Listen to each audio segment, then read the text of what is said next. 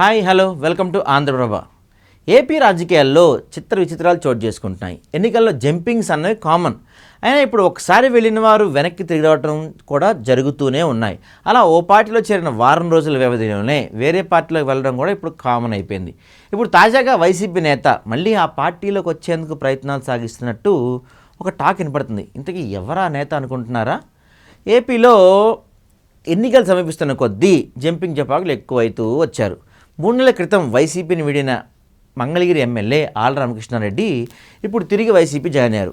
జగన్ని సీఎంగా మళ్ళీ చేస్తారని ఆయన స్టేట్మెంట్ కూడా ఇచ్చేశారు. దాంతో వైసీపీ ఈ మధ్య వీడి వెళ్ళిన వారిలో చాలామంది తిరిగి వస్తారన్న ఒక ప్రచారం కూడా సాగుతుంది.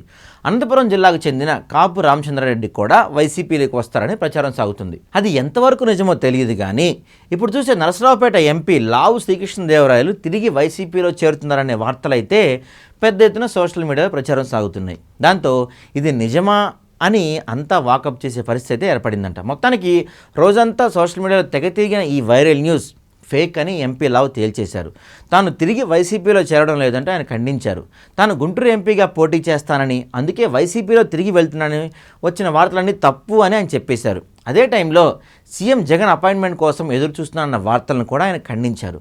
తాను ఎవరి అపాయింట్మెంట్ కోసం ప్రయత్నం చేయడం లేదని లావు ఫుల్ క్లారిటీ ఇచ్చేశారు.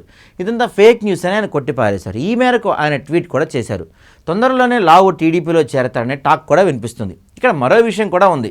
లావుకు చంద్రబాబు బిగ్ టాస్క్ అప్పగిచ్చారన్న ప్రచారంలో ఉన్న మాట అది ఎలా అంటే వైసీపీ నుంచి అసంతృప్త నేతలను తీసుకురమ్మని సూచించారట. దాంతో అద్దంకిలో కొందరు వైసీపీ నేతలను ఆయన టీడీపీ వైపుగా నడిపారని అంటున్నారు. అలాగే బీసీ ఎమ్మెల్సీ జంగా కృష్ణమూర్తిని సైకిల్ ఎక్కించేందుకు ఆయన ఏర్పాట్లు చేస్తున్నారట. ఆయనకు గురజాల టికెట్ ఇప్పించేలా బాబు దగ్గర సిఫారసు చేస్తున్నారని టాక్ వినిపిస్తుంది. ఇలా టీడీపీలో గుంటూరు జిల్లాలో లావు ఒక బిగ్ షాట్గా మారుతున్న నేపథ్యం ఉంది. బాబు కూడా ఆయన పూర్తిగా వినియోగించుకోవాలని చూస్తున్నారని, దాంతో లావు వైపు వైసీపీ వెళ్ళేది ఉండదని తెలుస్తుంది.